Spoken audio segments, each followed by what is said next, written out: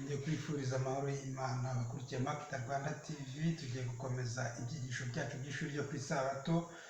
Uyu munsi turiga icyigisho cyo ku wa mbere tariki 3 Nzeri, gifite umutwe ugira uti inama zigirwa abana. Reka dufate Bibiliya zacu dusome muri Matayo igice cya 18 umurongo wa mbere tugeze ku wa 5, hanyuma dusome n'umurongo wa 10. Matayo igice cya 18 umurongo wa mbere, icya 18 umurongo wa mbere tugeze ku wa 5, dusome n'umurongo wa 10. Ubukuru bushimwa mu bwami bwo mu ijuru ubwo ari bwo.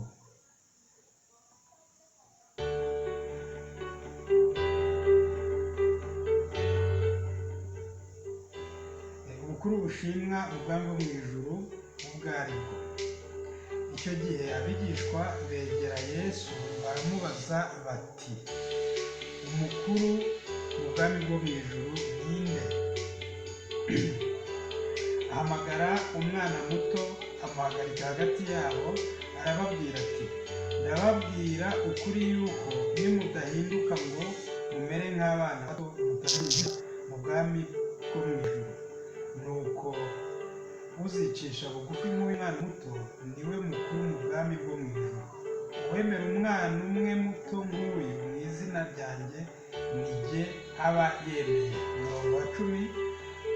Mwirinde mudasuzugura umwe muri aba bana bato. Ndababwira yuko abamarayika babo bo mu ijuru bahora bareba mu maso ha data wo mu ijuru. Amen. Ubwo namwe musome muri Mariko igice cya 10 umurongo wa 13 mugeze ku wa 16. Hanyuma turasubiza iki kibazo: ni iyihe nama Pawulo aha abana, kandi mu buhe buryo ashyigikira iyo nama yifashishije isezerano rya kera? Iki kibazo wowe gisubize ukoresheje Bibiliya yawe. Hanyuma kugira ngo dushyigikire byuzuye inama Pawulo aha abana, tugomba kuyitekereza nk'iri gusomerwa mu rusengero mu mujyi wa Efeso. Ijambo abana mu Kigiriki ni tatetina, bisobanura gukubira hamwe abana bari mu bigero bitandukanye by'ubukuru. Babo ni gufata abana b'icyiciro bafite icyiciro kimwe cy'imyaka ukabashyira hamwe, kuko abana bakomezaga kuba munsi y'ububasha bwa base kugeza igihe base bagiriye imyaka 60 y'ubukuru mu muco wa Kigiriki, cyangwa kugeza base bapfuye. Aba bana nubwo bakiri bato ku buryo bagomba kwigishwa n'ababyeyi, turebye mu Efeso igice cya 6 umurongo wa 4, baba bakuze bihagije ku buryo bashobora kuba abigishwa ku giti cyabo. Kuvuga ngo abana bavugwaga hariya ntabwo ari abana b'impinja, ahubwo ni ba bana bakireberwa n'ababyeyi babo, ariko ubundi bakagombye kuba abigishwa ku giti cyabo. Kumva Pawulo ashishikariza abana bari mu materaniro y'Abakristo baramya Imana ngo bumvire kandi bubaha ababyeyi babo mu mwami, ni ukuvuga muri Kristo. Iyo turebye mu Efeso igice cya 5:22, Abefeso igice cya 5 22,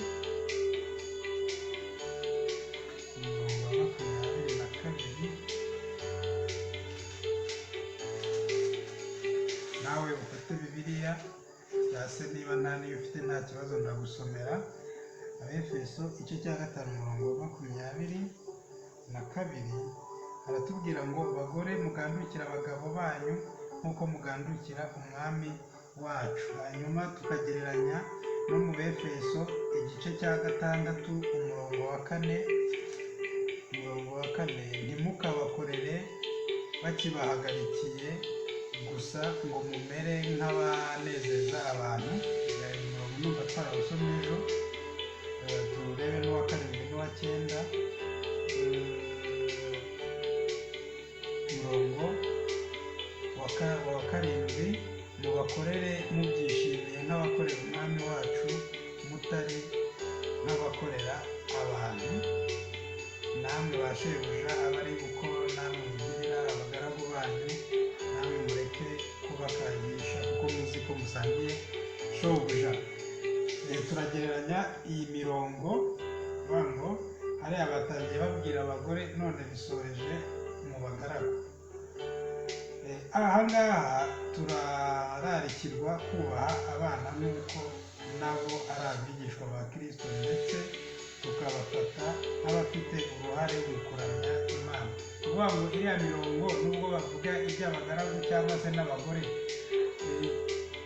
icyo yigisha yose ni ukubaha no kugandukira ikiremwa muntu.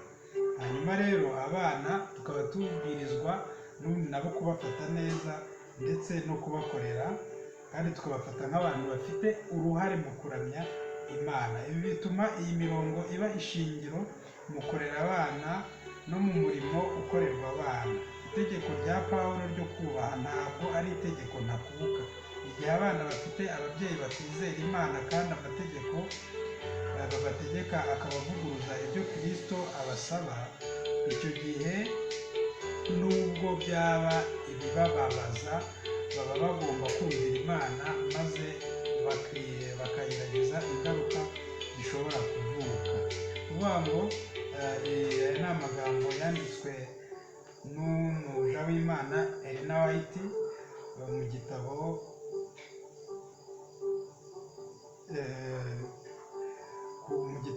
kivuga iby'urugo rwa Gikristo ku ipaje ya 286, ko uvuga ngo nubwo abana bagomba kubaha ababyeyi, ariko si igihe cyose. Mu gihe ababyeyi bababwira ibintu biri mu murongo unyuranye no kubaha Imana, b'abana bagomba gukurikiza inzira y'Imana, ahubwo bagasaba Imana kuba mu ruhande rwabo mu gihe bari buhure n'ingaruka zikuruwe na bya bindi batahurijeho n'ababyeyi.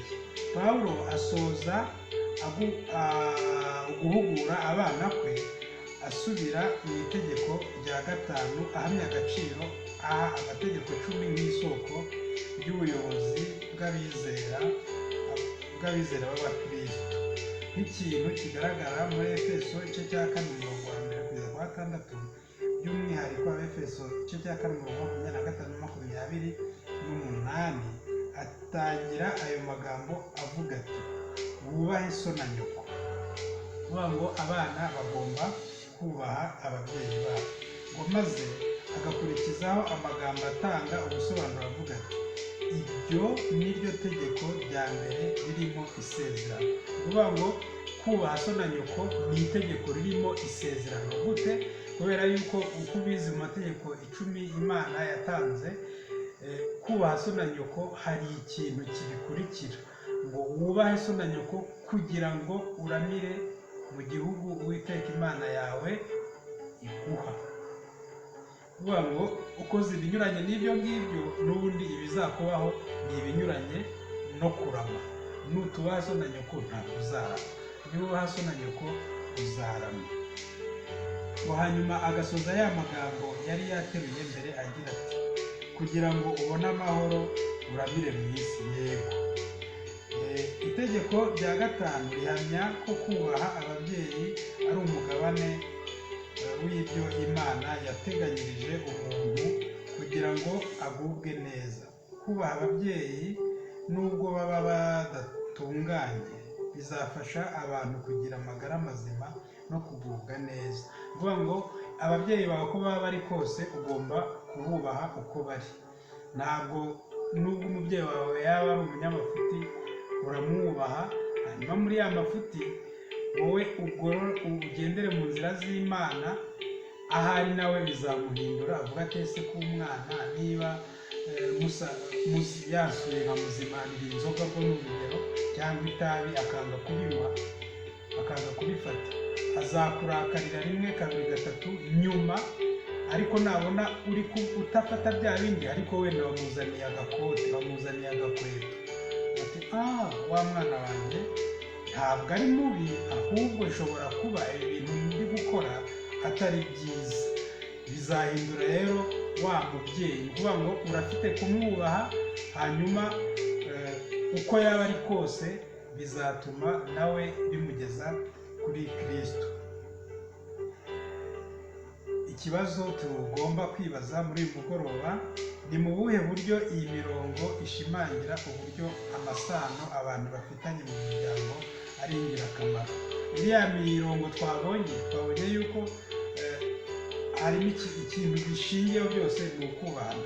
Amasano abantu bafitanye mu muryango afite akamaro, kubera yuko duhereye kuri wa mugaragu ugomba kubaha umukoresha we cyangwa shebuja, natamwubaha azamushyiraho ibihano. Hanyuma umwana nawe azubaha umubyeyi kugira ngo aramire mu gihugu cyangwa se aramire mu isi. Umubyeyi nawe azagendera neza umwana, azubaha umwana, kubera yuko uwicisha bugufi nk'umwana muto nk'uko Yesu Kristo yabivuze niwe uzaragwa ubwami bw'ijuru.